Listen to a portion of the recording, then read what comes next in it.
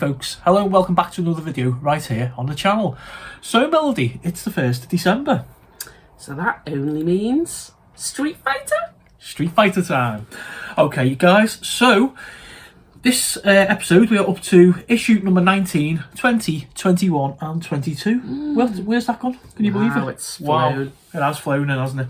Okay guys, so anybody new here watching these, what we normally do, we show the magazine and we go through them and then we give you a little blimp of the miniatures. Well, not so miniature really, are they? Of the figurines. And then there's like a little display on the turntable at the end. Okay Mel, so should we get on with it then? Yep. Okay, so our first of 4 is issue number 19 and it is add-on. Okay, so there he is. And again, I haven't played with this guy. I'm not sure what version Street Fighter he's from, but I'm sure we shall we shall find out. That's pretty neat.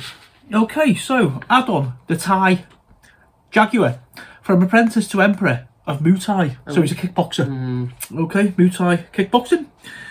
Okay, so it says a little box thing here. Sagat, I had so much respect for you, but now you are a tiger with no fangs. So Sagat is one of the bosses, isn't he? Yeah. So obviously there's a little bit of rivalry going on there. I think we're finding this, aren't we, as we go along, that certain fighters have like little rivalries or friendships with other fighters. Yeah. Okay, so it says, dangerous ambition. Add-on became obsessed with harnessing the dark power that he had seen Ryu using. The original bearer of that energy was a being known as Akuma. Known as the Fighting Ogre, Add-on set off on a quest to find Akuma, determined to gain the secret of his power, unaware of the possible consequences. So, yeah, we could have a quite a interesting character here. There's a little backstory, possibly. Yeah. Let's move on. Okay, which is wounded more, your body or your self-esteem? Be thankful that I restrained myself during the combat. So is he maybe a little bit cocky as well? Yeah, I'd say. Okay, so it says, did you know, an outstanding pupil, the characters of Add-on and Sagat were Capcom's homage to the Thai martial art of Muay Thai. Yeah, so obviously they're both Muay Thai fighters. A little bit of profile. Date of birth, August 2nd. Birthplace, Thailand. 1.82 metres in height. Okay, so he appeared in Street Fighter 1987. The first one. Okay, guys. So a little bit of that one there. Nimble like a Jaguar. Okay. The Jaguar tooth is simultaneously an evasive and attacking technique. Okay, so again, we have little close-ups of his techniques. Each fighter has all your basics, don't they? Plus, obviously, they have like their own ones that make them different. Yeah. Okay, so the Jaguar tooth, the Jaguar kick, the Jaguar revolver, and the Jaguar avalanche, as seen and denoted in this section here. So I don't know why or what it is, and I apologise to anybody who actually likes this character or plays as him, but I'm not really feeling him. No. To be honest, sometimes you get like a real feel of a character, and there's his poster there. Yeah, he seems quite cocky to me. Yeah, I mean, I do like you know, Muay Thai, kickboxing and stuff, so maybe I might dig out the original Street Fighter, which I got somewhere on numerous compilation discs of Xbox or whatever, and give them a go. Okay, so the Legend of Street Fighter. So this issue, again, to anybody new here, these magazines go through and he list all about the characters as well as different versions of Street Fighter games, because we know by now, Mel, don't we, there's thousands of them. Yeah. Okay, so this issue is Super Street Fighter 4, the arcade edition. Now, I've played Super Street Fighter 4 on, I think it was the Xbox 360. And it was like quite modernised. It went into like the 3D, you know, instead of like the normal 2D. And I'm an old school 2D, really. Yeah. But you know, it was interesting for what it was. Okay, so the second revision of Street Fighter 4 presented Ryu and Akuma in their most powerful forms. Okay, so there's some interesting art there. And again, we say, don't we, every single episode about the art. Yeah, and there's like fabulous. Yeah, there's a lot of you guys out there who are regulars to the this particular series that, like us, really do appreciate the art. Okay, the history of Capcom, and we've got Final Fight, the big follow-up to the Final Fight for NES and SNES. So the Final Fight franchise found a new home on Nintendo's consoles. So any of you old school gamers, I mean you probably are obviously watching the Street Fighter series. Yeah, this is showing the Super Nintendo versions of the Final Fight series. Okay, so I think we've mentioned it, wasn't it, in a previous episode? It was, wasn't it, Final Fight? Yeah. On the NES? Yeah. Was it maybe? I can't remember. And I remember sort of touching on it, but yeah. Okay, and the History of Capcom continued roaming the 8-bit streets. Okay, so unexpectedly, Capcom's new Final Fight was released on the NES. Am I getting mixed up with something? Or we have this is doing my head in that Final Fight thing. Yeah, I remember I'm having, sure. Yeah. I used to have a conversation with somebody in the comments over Final Fight. It'll come back to me later, no doubt, but you know you are.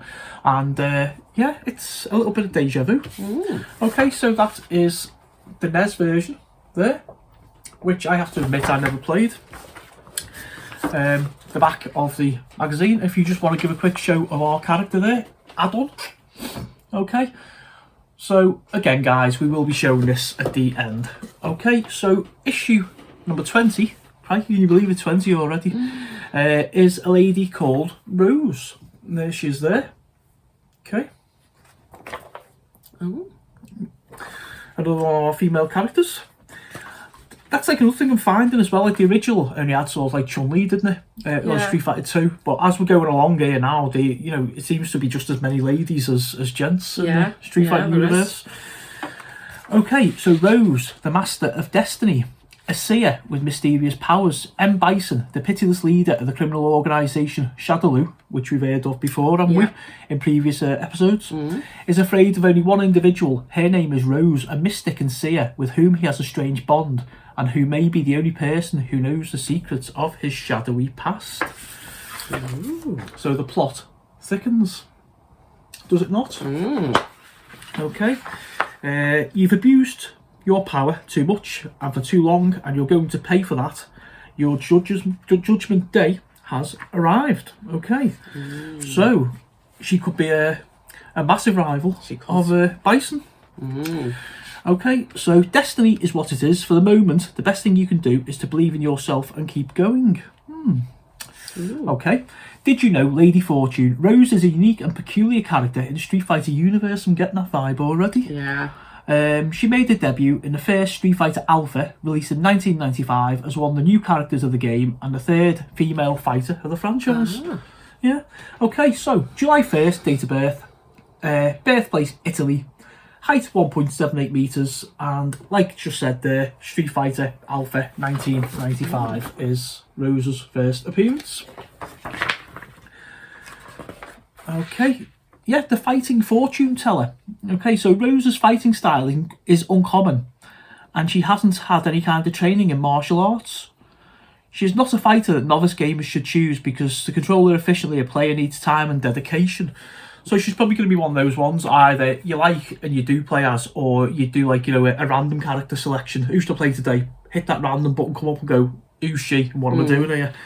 Okay, so her techniques, the Soul Spark, like the spiritual projectile, Soul Reflect, the energy booster, Illusion Spark, otherwise known as the electric scarf, and the Soul Satellite, the floating energy. So yeah, I've got a bit. I'm starting to get quite fascinated with this lady, with some of these moves and this kind of background. Yeah. Interesting character. I have to find her and have a little go. We may well have to, mightn't we? There's a poster there, guys. So I'd say each one of these magazines has like a lovely, really nice poster. Lovely colours in there. We really need to decide what we're doing with these, because I'm starting to get a collection of these magazines over there, and I know a couple of people have said about it. I think it was Glenn, wasn't it, suggested maybe putting them in like some kind of binder or something, Right, The Legend of Street Fighter, Ultra Street Fighter 4, the last and ultimate edition of Street Fighter 4, brought us a timeless classic. So how many editions of Street Fighter 4 were there? Because in the last one said the arcade one, we know there's one on the Xbox, and this one as well. Okay, so yeah, Ultimate Street Fighter 4 became the Street Fighter with a greater number of characters up until that moment. Okay, So yeah, there's some details on there, guys. Let's see, there's some nice little reading in these, isn't there? Yeah. All to do with all the games and stuff. Okay, what have we got here? The History of Capcom. The trilogy was completed for consoles, Super, Ghouls and Ghosts. Anyone who's watched this channel for a while knows my love of this game and also my ultimate disdain because it's one of the hardest games made. Okay, it's absolutely brilliant. A really, really, really, really good game, you know. Cool. Out on the Super Nintendo. There's Ghosts and Goblins, Ghouls and Ghosts, and obviously Super Ghouls and Ghosts. So I may well have a little read here. Sir Arthur returned for the third time exclusively for Super Nintendo. Oh, so it was an exclusive then as well. Mm. Okay, and the last jumps for Sir Arthur, the Ghosts and Goblins series continued with four portable titles. Okay, wow. So yeah, you should just leave the video here and just stop and just read all this about Ghouls and Ghosts. There we go. A little bit of a nostalgia hitting home there. Do you want to just show Rose? Okay, we can't really see an awful lot of her because like the way the box is, but we will see her. Yeah. Properly later. Okay, number 21, Dan. Okay, so let's find out about Dan, what he is, who he is, and where he comes from. Okay, Dan, the mocking fighter, a man with a high opinion of his talents. Dan, the man, Hibiki, is an eccentric fighter with a concept of himself that doesn't entirely match with reality. His fights have seen a long string of defeats, and he tends to get into kind of trouble that's a bit too big for him. Okay. He says, I'm not crying for my defeat, but because I remember ouch, stop hitting me. He's also dressed entirely in pink, which I do wonder if there's some kind of I was going to say mocking. Yeah, you know, he does say sort of mocking. Yeah. Is he maybe like a joke kind of character they yeah. sort of put in there? There's like a little bit of like light relief. Yeah. Maybe. Okay, so I let you win because I'm so strong that I could have killed you. No more rounds, please. So, did you know the art of fighting? Dan is a parody of two characters, Ryu and Robert Garcia, created by the rival video company SNK. Okay, so yeah, maybe we are getting that little bit of a madness, yeah. Yeah, I can see it now actually. It says reasonable likeness. Dan's outfit is similar to that worn by Ryu Sakazaki in The Art of Fighting. Yeah, okay, November 25th, the date of birth, from Hong Kong, 1.77 metres height, 74 kilogram weight. First appearance, Street Fighter Alpha, another one from Street Fighter Alpha, so this could possibly be the theme of this. These boxes, guys, they send them out with 4, don't they? Yeah. 4 issues, 4 figures. Okay, so a little bit more of the artwork for you. I'm a little bit stuck here, really. I'm not really that sure on what to say about this guy. Okay, yeah, the King of Fighters. Yeah, given that Dan is a comic character, it's not a very good idea to select him in the serious competitions of Street Fighter Alpha because his attacks and special techniques are shoddy versions of the ones used by Ryu and Ken. Oh. Yeah. The main technique, the Gadukan, instead the Hadouken. Yeah. Danku Yaku, the flying kick. Hayu Gadoken, the deadly wave, and Shisho Burukayan, the supreme attack. So, I'm just curious, has anybody actually played as this guy? There's his moves there. Or are you just as sort of, not shocked, but you know, as surprised as I am by him? It's an interesting poster, isn't it? Mm-hmm. Yeah. Okay, so there he is there, guys, and we just have a little chuckle at this bottom part here. Like a little crash test dummy with the word idiot on his top there. So yeah. Right, Street Fighter V in the Legend of Street Fighter. The quintessential fighting franchise was presented to a new generation now. I've got to admit, the graphics do look really good on this.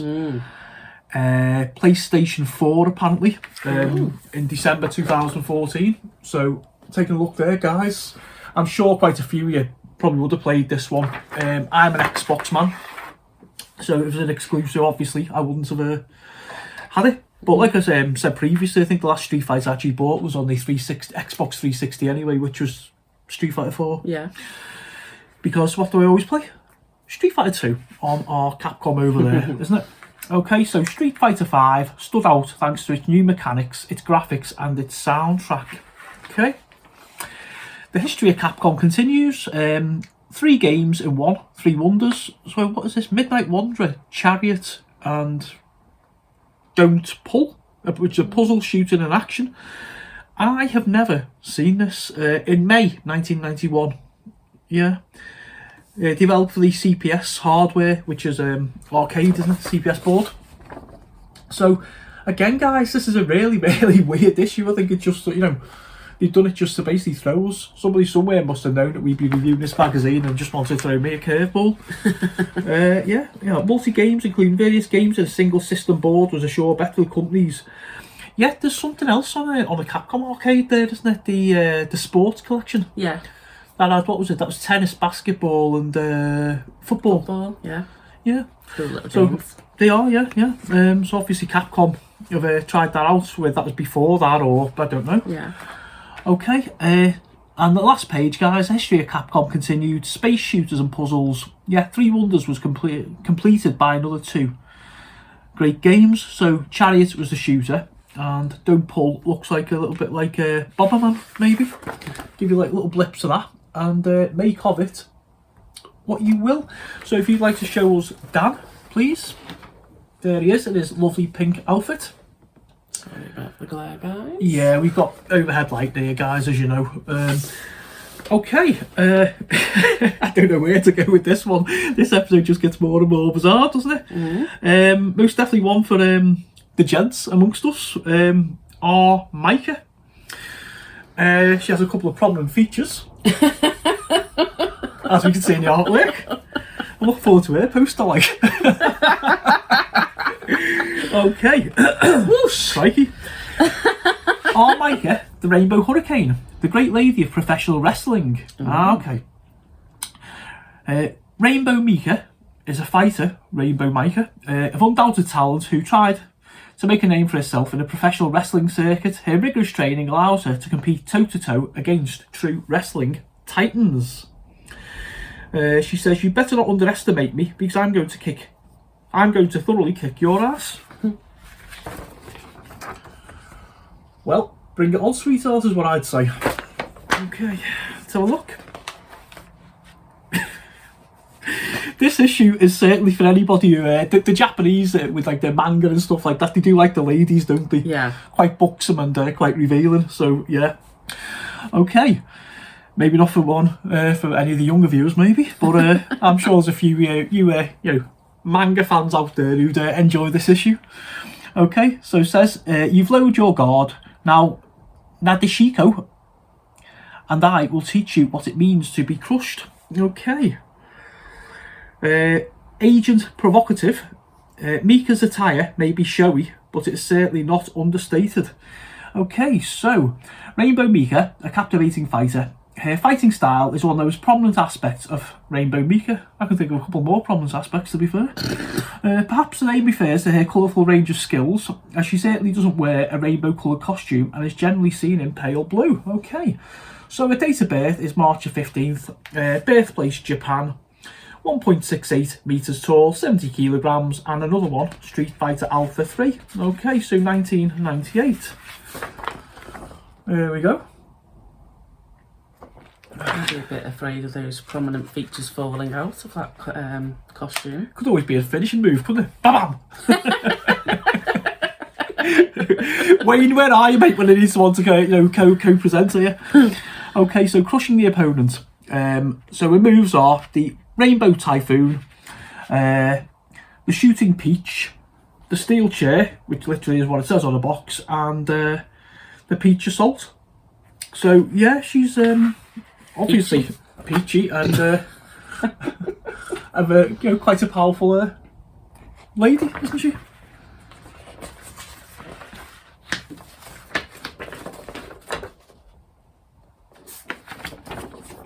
Put your eyes back in, Nick. There you go, boys.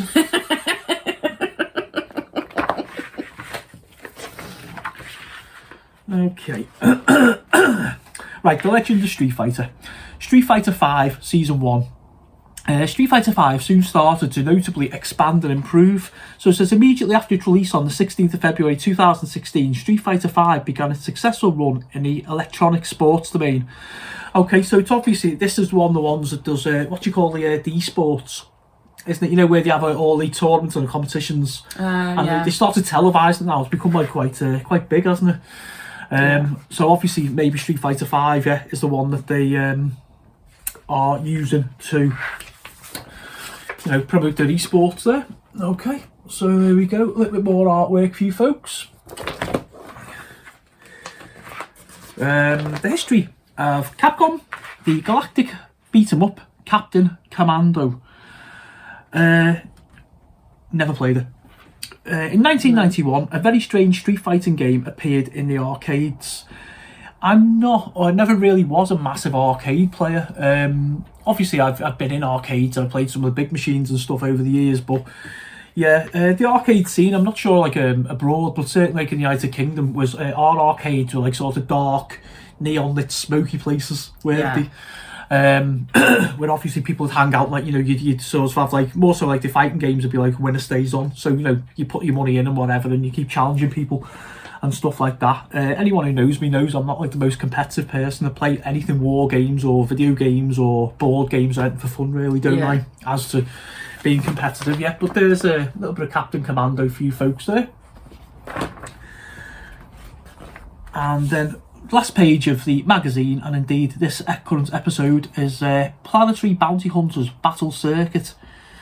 Yeah, it's like another beat-em-up compilation. So Captain Commando had its required conversions for console, Super Nintendo and PlayStation. Yeah, so obviously looks like the